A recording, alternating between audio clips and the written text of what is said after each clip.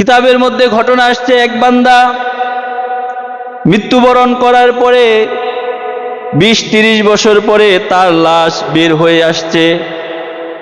তার লাশটা বের হয়ে গেছে। যখন বের হয়ে গেছে, এই অবস্থায় এলাকাবাসী চিন্তা করলো যে লাশটা এরকম বের হয়ে গেছে, মাটি ভেঙে গেছে, নদীর পাড়ে গোরস্থান, এখন যদি লাশ বের হয়ে আইসা পড়ে তাহলে এটা তো সুন্দর দেখা যায় না, পানি ভাসায় নিয়ে যাবে।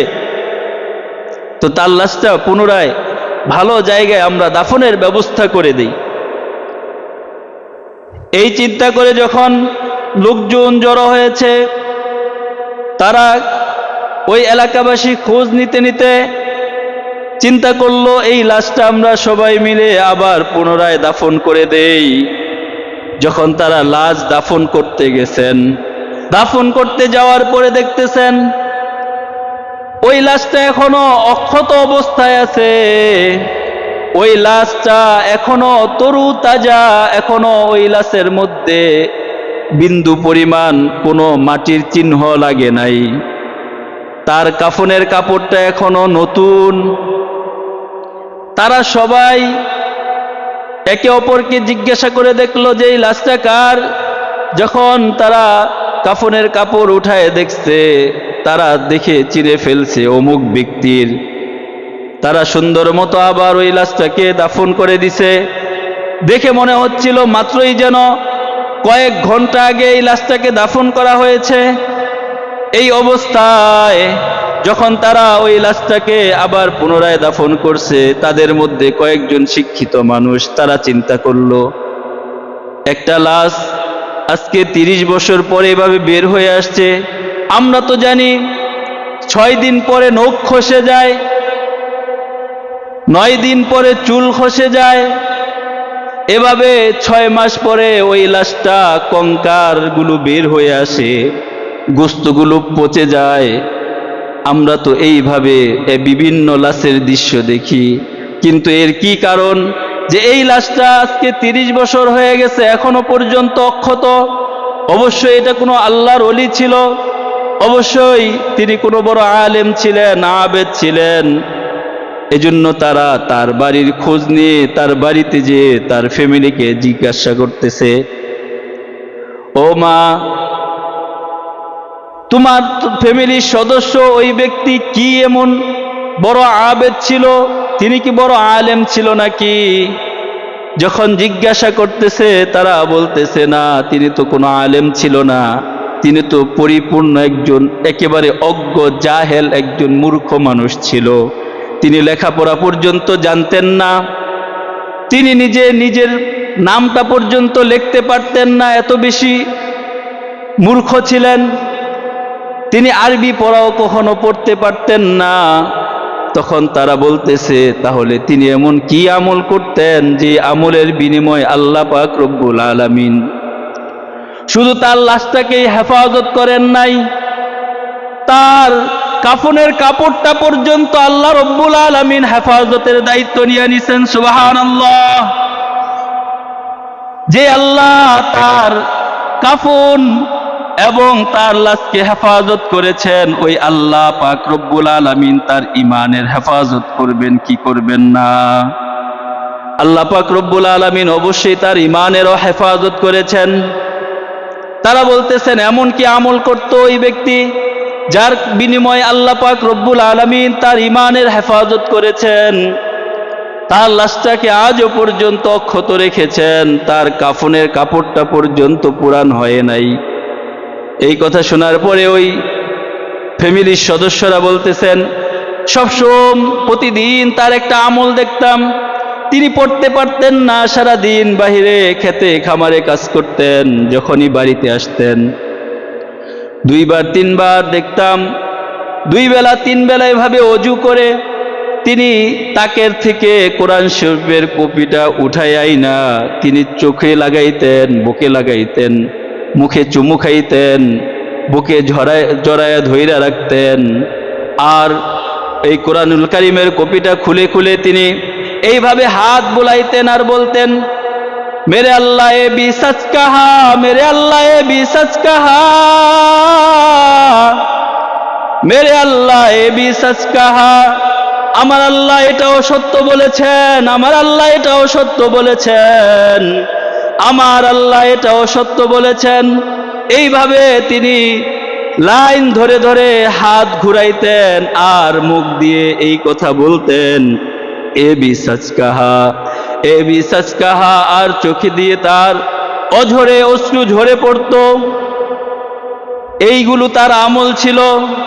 এই কথা শোনার পরে ওই লোকগুলো বুঝে ফেলছেন আর তো কোনো কিছু না, সে যে কোরআনুল কারীমকে মোহাব্বত করত, সে যে কোরআনুল কারীমের ভালোবাসতো, এর বিনিময়ে আল্লাহ পাক রব্বুল আলামিন তার শুধু ঈমানকেই হেফাজত করেন নাই, আল্লাহ পাক রব্বুল আলামিন তার লাশটাকেই শুধু হেফাজত করেন নাই, আল্লাহ পাক রব্বুল আলামিন তার কাফনের কাপড়টা পর্যন্ত 30 বছর পরেও নতুন রেখে দিয়েছেন। সুবহানাল্লাহ। এটা হলো কোরআনের আজমত, মোহাব্বত, ভালোবাসা। সে কিছুই জানতো না, কিন্তু কি শুধু কোরআনের সাথে তার দিলের মোহাব্বত ছিল, ভালোবাসা ছিল, যার বিনিময়ে আল্লাহ পাক রব্বুল আলামিন তাকে তার জন্য নাজাতের ফয়সালা করে দিয়েছেন। সুবহানাল্লাহ। অথচ আজকে আমাদের কোরআনুল কারীম তো ধরে দেখা দূরের কথা, কোরআনের প্রতি ভালোবাসাটুকু নাই। আজকে যখন কোরআনের কথা বলা হয়, এক কান দিয়ে শুনলে আরেক কান দিয়ে, এগুলো মৌলবীদের কাজ। এগুলো কাদের কাজ? এগুলা মোল্লা মৌলবীদের কাজ। এগুলো কি আমাদের কাজ? আমাদের এত সময় আছে, চার দোকানে আড্ডা দিব কে? কথা বলেন। আমরা যদি কোরআন শিখতে আসি, আমরা যদি কোরআনের মেহনত করতে আসি, আমরা যদি মাদ্রাসার খোঁজখবর নিতে আসি, আবার কেউ কেউ তো বলে এত মাদ্রাসা, এত মাদ্রাসা, এগুলো জঙ্গি প্রজনন কেন্দ্র। কি বলে? জঙ্গি প্রজনন কেন্দ্র, এখানে জঙ্গি ট্রেনিং করা হয়। আমাকে সরাসরি টপ লেভেলের সন্ত্রাসীরা এভাবে বিভিন্নভাবে হুঙ্কার দিয়েছে। আমি ওদেরকে বলেছিলাম, তোরা আয়, মাদ্রাসায় এসে দেখা যায় এখানে কি শিক্ষা দেওয়া হয়, এখানে কিসের ট্রেনিং নেওয়া হয়। এখানে তো ঈমানের ট্রেনিং নেওয়া হয়। একটা বাচ্চাকে যখন সে তার কচি মনে ঈমানকে ঢুকায় দেওয়া হয়, কোরআনুল কারীমের তালিম শিক্ষা দেওয়া হয়, ওই বাচ্চাটা ন্যূনতম আর যাই হোক, সে কখনো নাস্তিক আর মুরতাদ হবে না। ঠিক কিনা? সে কখনো কাফের বেঈমানরা যত রকম জুলুম আর নির্যাতন করুক, সে কখনো বেঈমান হবে না। ঠিক কিনা? তার ঈমান হেফাজতের জন্য তার নিজেই যথেষ্ট। শুধু তাই না, এমনও বলা হয়েছিল মাদ্রাসার মধ্যে তালা লাগাই দিবে, তালা। আমি বলছিলাম পারলে তোরা আসিস, তোদের কত শক্তি, কোন জায়গায় থেকে তোদের এত শক্তি আমি পরিপূর্ণ দেখে নিব। বুকে যতক্ষণ জীবন আছে, শরীরে যতক্ষণ রক্ত আছে, এমন কোন বান্দা আমার সামনে আসতে পারবে না। আমার সামনে মাদ্রাসায় তালা লাগবে আর আমি চুপ করে থাকব। ঠিক কিনা? কথা বলেন, ঠিক কিনা? ওরা বলে যে আশেপাশে অনেক মাদ্রাসা হয়ে গেছে, মাদ্রাসা দিয়ে ভরে গেছে, মাদ্রাসা এগুলো ব্যাঙের ছাতার মতো হয়েছে। এক কুলাঙ্গার বলছে, একেবারে আপনাদের এলাকার এই সন্ত্রাসী বলছে, গাঞ্জুট্টি সন্ত্রাসী বলছে, সে বলতেছে কি যে ব্যাঙের ছাতার মতো মাদ্রাসা হয়ে গেছে। অথচ ওর 14 গোষ্ঠীরে বোমা মারলেও সহি শুদ্ধভাবে একটা বাচ্চা বের করে আনতে পারবে না যে কোরআনুল কারীম সহি শুদ্ধভাবে পড়তে পারে। কথা বলেন, ঠিক কিনা? তো আজকে তাদের ভিতর থেকে এইসব কথা বের হয়ে আসে কেন? সেও মুসলমান, সেও জুমায় আসে, সেও নামাজ পড়ে, সেও ইমানদার দাবি করে, অথচ কোরআনের ব্যাপারে তার ধারণা কি? সে কোরআনের ব্যাপারে কি সব শব্দ ব্যবহার করে। যদি কোরআনের আজমত আর মোহাব্বত থাকতো, তাহলে সে কখনো এই কথা বলতে পারতো না। হিন্দুস্তানের সবচাইতে বড় আলেম, ওই জামানার সবচাইতে বড় আলেম ছিলেন রফিউদ্দিন রহমতুল্লাহ আলাই। তিনি যখন মৃত্যুবরণ করেন, মৃত্যুর পরে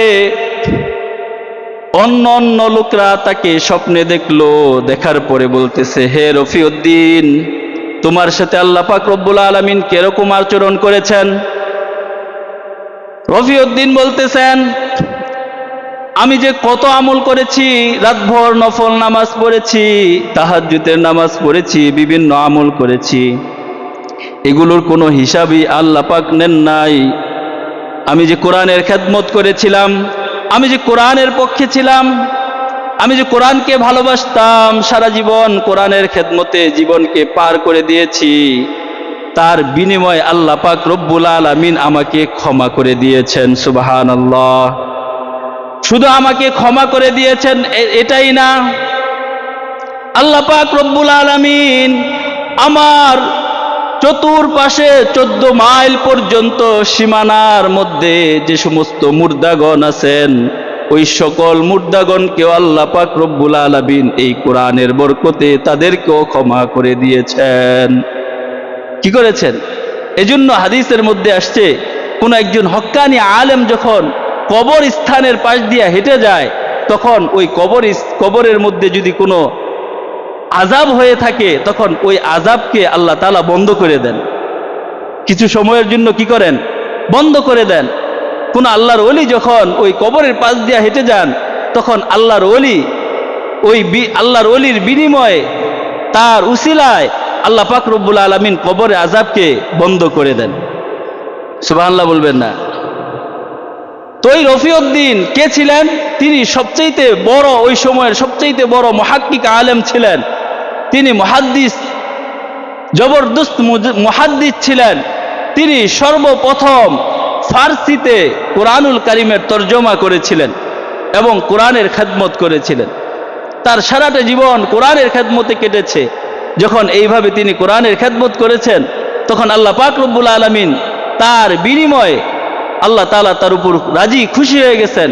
আল্লাহ পাক রব্বুল আলামিন তাকে তো ক্ষমা করেছেন, তার সাথে সাথে 14 মাইল সীমানা পর্যন্ত যত দূর যায়, এই সমস্ত মুর্দাদেরকে আল্লাহ পাক রব্বুল আলামিন ক্ষমা করে দিয়েছেন। এটা ছিল তাদের কোরআনের আজমত এবং মহাব্বত, কোরআনকে ভালোবাসার বিনিময়। তো আজকে আমরা আমাদের সন্তানদেরকে কোরআন শিখাইতে পারি না, আমরা আমাদের সন্তানদেরকে কোরআন শিখাইতে জানি না, অথচ আল্লাহ রাসূল সাল্লাল্লাহু আলাইহি ওয়াসাল্লাম বলেছেন, খায়রুকুম মান তাআল্লামাল কুরআনা ওয়া আল্লামা। এই দুনিয়ার বুকে সবচাইতে উত্তম মানুষ তো তারা যারা কোরআন শিখে এবং শিখায়। কারা? কথা বলেন, কারা? যারা কোরআন শিখে এবং শিখায়। আপনি আপনার সন্তানকে, আপনার ছেলেকে, আপনার মেয়েকে ডাক্তার বানাইবেন, ব্যারিস্টার বানাইবেন, ইঞ্জিনিয়ার বানাইবেন, জেনারেল শিক্ষায় শিক্ষিত করবেন, কোনো সমস্যা নাই। আপনি অন্তত ক্লাস 5 পর্যন্ত, 4 পর্যন্ত, 3 পর্যন্ত তাকে মাদ্রাসার মক্তব, যেগুলো মাদ্রাসা আছে, ওই মাদ্রাসাগুলোতে পড়ান, নুরানি মাদ্রাসাগুলোতে পড়ান। তাহলে সে একের ভিতর সবগুলো শিখতে পারবে। সে বাংলাও শিখতে পারবে, অঙ্ক শিখতে পারবে, ইংরেজিও শিখতে পারবে, ভূগোলও শিখতে পারবে, বিজ্ঞানও শিখতে পারবে, কেমিস্ট্রিও শিখতে পারবে। এই সাথে সাথে সে কায়দা, আমপারা, কোরআন শরীফ চাইলে হেফজও পড়তে পারবে। সে এখানে পড়ে চাইলে মাওলানা হতে পারবে, সে হাফেজও হতে পারবে, আবার চাইলে সে স্কুলেও যে সে জেনারেল শিক্ষাও শিক্ষিত হতে পারবে। আলহামদুলিল্লাহ বলবেন না? এই ব্যবস্থাগুলো কিছু মানুষের চেষ্টায় আল্লাহ পাক রব্বুল আলামিন আমাদের আশেপাশে করে দিয়েছেন। কিন্তু আমরা কি মনে করি যে কি দরকার আছে? তো আমি বলেছিলাম যে ঈমান হেফাজতের জন্য যদি আমরা ঈমানকে রক্ষা করতে চাই, তাহলে 4টা কাজ করতে হবে। 1 নাম্বার হচ্ছে কোরআনুল কারীমের সাথে আজমত, মহাব্বত, ভালোবাসা রাখতে হবে। কোরআনকে জীবনের চাইতে বেশি ভালোবাসতে হবে। যদি কোরআনকে জীবনের চাইতে বেশি ভালোবাসা যায়, তাহলে আপনি আপনার ঈমানকে হেফাজত করবেন কে? আল্লাহ পাক রব্বুল আলামিন আপনার ঈমানকে হেফাজত করবেন। 2 নাম্বার হচ্ছে যে এই যে মাদারসগুলো আছে, কোরআন হেফাজতের যে কারখানাগুলো আছে, যে কেন্দ্রগুলো আছে, এই কেন্দ্রগুলোকে হেফাজত করতে হবে। কি করতে হবে? এই কেন্দ্রগুলোকে হেফাজত করতে হবে। কোরআনুল কারীমের কেন্দ্রগুলোকে রক্ষা করতে হবে। নিজে পারলে সময় দিয়ে, বুদ্ধি দিয়ে, নিজের যতটুকু সামর্থ্য আছে এই সামর্থ্য দিয়ে, অর্থ দিয়ে এগুলোকে স্বাবলম্বী করে তুলতে হবে এবং এগুলোর খোঁজ খবর রাখতে হবে। যদি আমরা খোঁজ খবর রাখি, তাহলে এগুলো যখন হেফাজত হবে, তখন কোরআনুল কারীমের হেফাজতের কারণে আল্লাহ পাক রব্বুল আলামিন এই ঈমানকে হেফাজত করবেন। আমাদের হেফাজত করতে হবে, রক্ষা করতে হবে। 3 নাম্বার হচ্ছে, যত ইখতিলাফাত আছে, যত মতানৈক্য আছে ইসলামের মধ্যে, নিজেদের মধ্যে, এগুলো থেকে বের হয়ে ঐক্যবদ্ধ প্ল্যাটফর্মে নিজেদেরকে আসতে হবে। কি করতে হবে?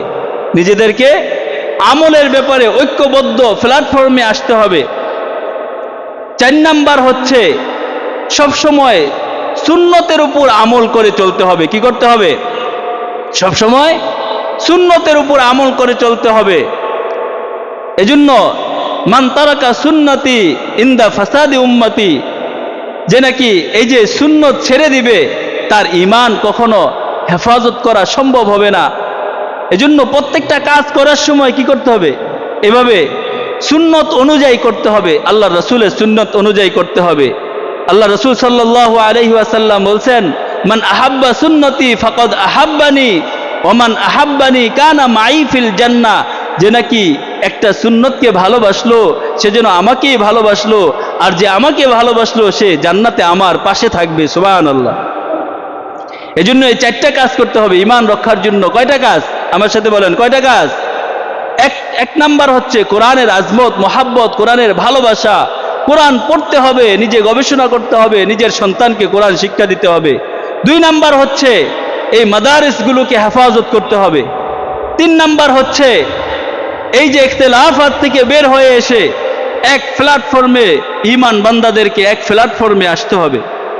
4 নাম্বার হচ্ছে যে প্রতিটা মুমিন বান্দা প্রত্যেকটা আমল সুন্নতের উপর করতে হবে।